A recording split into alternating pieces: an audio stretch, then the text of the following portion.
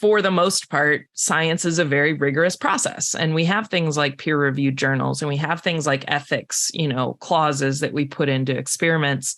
And so I think it's cool that Star Trek can kind of show that, and show that there are good scientists and there might also be bad scientists, but there are ways to delineate those. Belated congratulations are in order, because you voiced your 24th century descendant, Dr. Macdonald, in the season 1 finale of Star Trek Prodigy. So you are part of Star Trek canon. Thank you. Yes. Very excited. Very happy about it. I still can't believe it.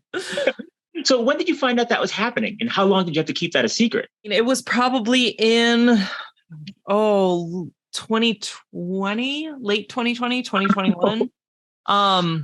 Yeah, because they'd already kind of outlined season 1 when I started with the team back in February of 2020. So it's been a long time. Animation takes a long time. Yeah. And one of the things that I had been brought on to help them with was shaping the character of Rock Talk, because they wanted a young girl who was interested in science and to be that sort of character. And so that's where I got to kind of focus on STEM education, how to create a character like that. And we told a lot of stories about me at that age and my sort of journey through discovering what science I was interested in, what that was like, with the ups and downs, especially as a young kid. And so when they were kind of writing the finale and deciding, who everyone was going to be talking to, they were like, well, it has to be Dr. Erin. Rock has to meet Dr. Erin. And she gives Rock Talk the, little magic key for what Rock is interested in studying. Did you have any say in the design of Dr. Macdonald, of how your character looked? I didn't choose my rank. And they did model it after me. I sent in a ton of mug shots and but like the uniform, the ranking, all of that was all a happy surprise. It's so cool. And you're in a very exclusive company now as far as real world scientists who appeared in Star Trek. You got Stephen Hawking, Mae Jemison. Yeah. It's bonkers. It's a heck of a list. And she's like your great granddaughter or something, I guess. Yeah, we've been trying to decide. I think I broke like the Memory Alpha wiki page about this. They were like modeled on, but also the character that Shax mentions. But is it Dr. Erin or is it a descendant? And so it's a weird, because you mentioned like Stephen Hawking basically played a hologram version of himself. Right. Mae Jemison played a background character unnamed. Mm-hmm. And I'm playing a character in Starfleet in the 24th century who is me. My version of myself literally in the 24th century. So yeah, it's just an alternate life. I've just time traveled. I'm a time traveler. We'll put it that way. Maybe you stowed away on that ship with the whales. And you just... totally would, by the way. So I interviewed Dr. Muhammad Noor, our friend, a few weeks ago, and he was quick to stress that you are the science advisor for all Star Trek shows. So how did you become science advisor? I don't imagine there's a job posting on LinkedIn. No, not so much. It's something I heard about as a job years and years ago. And I had always loved film and television, but I also loved science and decided to pursue science more as like a career backup than anything else. I was like, let me just do the science and then I have that degree and then I can decide what I want to do with my life. And so hearing that there was a possible entry to film and television through my sciences as this nebulous job of a science advisor was always in the back of my mind. And when I was leaving academia, one of the things that I really missed was teaching. And so I started going to sci-fi conventions and teaching the science behind science fiction. And it was probably 5-7 years of doing that and meeting people at the same conventions over and over again. And the talks were hugely popular. This was like the peak of sci-fi pop culture conventions. I then ended up moving to Los Angeles, and a lot of people that I had met at these conventions started connecting me with their friends and colleagues and peers who were working in the science fiction realm. And like most things in Hollywood, it's just a connection. It's, a friendship that blossoms. And then it was a friend of a friend who worked on Star Trek Discovery. And when Michelle Paradise kind of took over for season 3, she wanted to bring in some scientists to help with the burn. And that was where Professor Muhammad Noor and I both got the phone call that everyone dreams of. And, and it was an interview. Like, it was legitimately, I think they had a list of scientists that they knew of who sort of were tangential to the entertainment space, and, interviewed, worked on season 3, seemed to go really well. I had a great relationship with the team. I was local to LA. And, they had all these other shows that were greenlit, that were starting production, that were filming, all of that. And so I worked with the franchise team to say, like, hey, this is, this job of being on retainer as a science advisor could be really beneficial. And they went for it. So I've basically been on every single Star Trek show since season 3 of Discovery. I was not on season 1 of Picard, and I was not on season 1 of Lower Decks, but everything else I've worked on.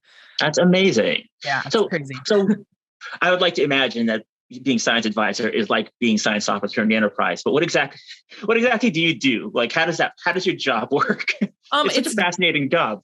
Thank you. Yeah, it's different kind of for every single show. The through line that I do, regardless of my role, is reading every script and every revision to every script to make sure that things are said correctly, mostly just to make sure we don't say anything wrong. Some shows, that's where it stops. I read the scripts as they come by. I give them notes. They might make some adjustments. They might push back and say, no, I think we're going to keep it as it is because it sounds better, or it'd be more confusing if we explained it this way, which is fine. But then there are other shows that bring me on, in the story area development, like season 4 of Discovery. When we were developing the dark matter anomaly, that was kind of day one, even when it was a mini room as they're coming up with the story for the season, being involved with that. Some of the shows I'll sit in the writer's room maybe once or twice a week, and just for my own education, because I want to move into screenwriting. So that's an opportunity for me. But then they also are like, hey, Dr. Erin's here. Let's ask her what she thinks. And then it also ranges to like with Prodigy being more of a STEM education, helping with character development. But then I also work all the way through post-production. So I get calls from the VFX, and special effects teams who are like, hey, does this nebula look right?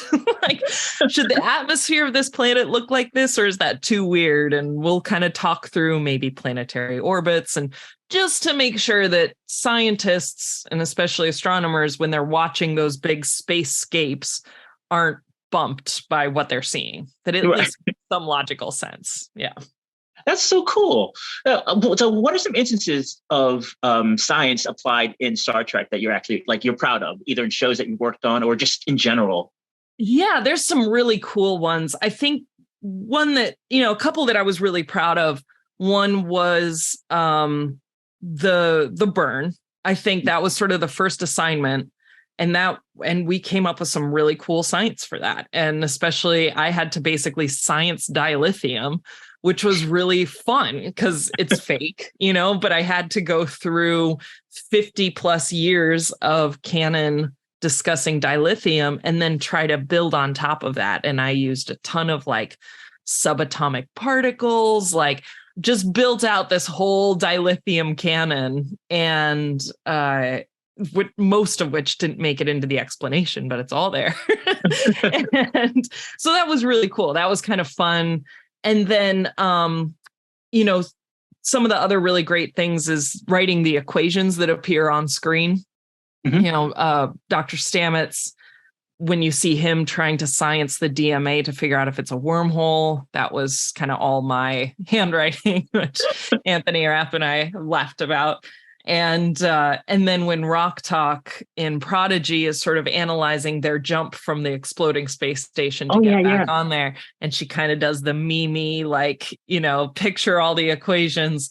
I wrote all of those and kind of helped it be that it was orbital dynamics, to try to kind of write out that scene. So that was really fun. And then, stuff that kind of came before. I'm a huge fan of Voyager. That's kind of, I can tell. Yeah. and they have a lot of really cool science episodes. the nature of Janeway being a science officer and the fact that they are in totally unknown territory. They do go and discover cool, neat things. One of my favorite episodes is when the planet is experiencing time faster than the ship, the episode In the Blink of an Eye. That's just one of my favorite Star Trek episodes because the science of it is so cool. I need to rewatch that now. It's really good. Yeah, it holds up.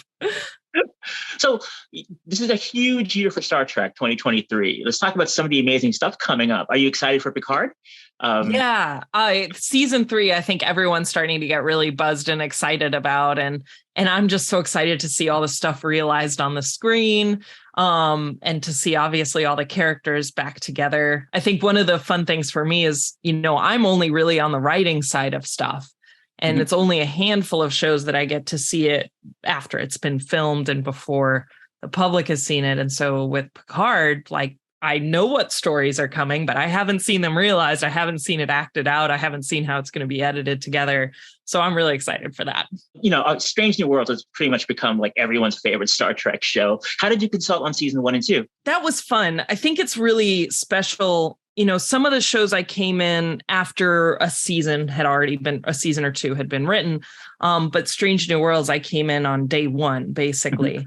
And we had a lot of fun with it. One of the things that we do on Strange New Worlds is they sit down with me and kind of give the episode by episode story beats that they're going to do in the season and be like, just broad strokes, like, does this make you upset? As a scientist, are we getting ourselves in trouble here? One of the really fun ones that I worked on was the sort of, I know people kind of refer to it like the Hunt for Red October type episode where they're escaping the Gorn in the brown dwarf that's orbiting a black hole. We did a ton of science with that. I think Davy Perez wrote that one, and Davy and I were kind of on the phone quite a bit talking. Yeah, if you can confirm that. I'm pretty sure Davy and I were on the phone talking through kind of what black holes would look like, how that time dilation works, the Pike maneuver making its way around. So that episode in particular was really fun. And I was so excited to see that realized. And to the extent that I actually got the opportunity to be, on the Ready Room to explain the science behind that episode. I remember. That was really cool. Yeah. Yeah. Now, Strange New Worlds and Prodigy brought back the issue of eugenics. Star Trek has been dealing with the issue of genetic engineering in ways recently that it really hasn't since Dr. Bashir on DS9. What's your take on this, on the Federation, the way they treat the genetically engineered? That whole thing has become more prevalent. I'm glad that it continues to be a topic of discussion, because I think it's a topic of discussion in our own society, and Star Trek upholds that legacy, right, of holding up a mirror to kind of our own scientific quandaries. And the ethics in particular of eugenics, I think Prodigy handled it incredibly well, in the sense that when they meet the doctor who is making these genetic alterations, who had a hand sort of in Dow's existence, that whole, I think especially Rock Talks, that idea and that learning that there are ethics in science, that it can be too good to be true, that sometimes it comes at a cost, and that you have to take into account your morals, is a great lesson to learn. And I think particularly with the distrust of scientists that has kind of infiltrated our society over the last, even decade really, but particularly the last couple of years, it's really important to delineate that most scientists, if they are good scientists, are following a template of morals and ethics and the scientific method, and are free from sort of outside influence. And it's very rare that there are scientists, although you can't ever say it's all of them, But it's very rare that there are scientists who are influenced by outside interests, whether that's monetarily or, they have a particular agenda that they're trying to out. But for the most part, science is a very rigorous process. And we have things like peer-reviewed journals, and we have things like ethics, clauses that we put into experiments. And so I think it's cool that Star Trek can kind of show that, and show that there are good scientists and there might also be bad scientists, but there are ways to delineate those. Well, you're definitely one of the good ones. I mean, I watch your Dr. Erin Explains videos, which I think are great. Prodigy is, of course, aimed at kids and younger people. But have you seen the real world results of kids getting more interested in science because of Prodigy? I hope so. I mean, I think it's going to take time. I think there's a lot of kids who kind of already have that bug for science, are really, really enjoying it. But it's starting, like anything, it kind of starts to infiltrate the kids and the discussion, and they see that they can be scientists. And I'm like, it's so incredibly touching for me to have that opportunity as Dr. Erin at Starfleet Academy with Rock Talk, because, when I left academia, I felt like I was removing myself from that opportunity to like mentor the next generation, pun intended, of scientists. And so to kind of have that, even I felt like I had found that place in doing the science advising on Star Trek, because I personally understand the power of television and how that can inspire people. But then to actually have that realized on screen was really, really special. So lastly, I know you're also extremely busy and prolific outside of Star Trek as well. As you said, you're a writer, you're a producer. What are you working on? Right now, I am working on a new feature film, so that's very exciting. I'm Awesome. hoping to produce another short film this year. I'm just early on production, like learning the ropes of production, but we had one successful, one from last year that you got to see. Yeah. And so I'm excited to keep kind of working on that. And then I also got published at the end of last year, Star Trek, My First Book of Space, which is a child's, like a baby board book in conjunction with another book called Star Trek, My First Book of Colors that my friend Rob Perlman wrote. And so being able to continue expanding that intersection of science and science fiction, in whether it's my own stories, whether it's producing other people's stories, whether it's through writing or whether it's through Star Trek, is just really exciting. Well, congratulations on the books. Thank you. That's so great. Well, listen, Dr. Erin, this has been awesome. Thank you so much for your time.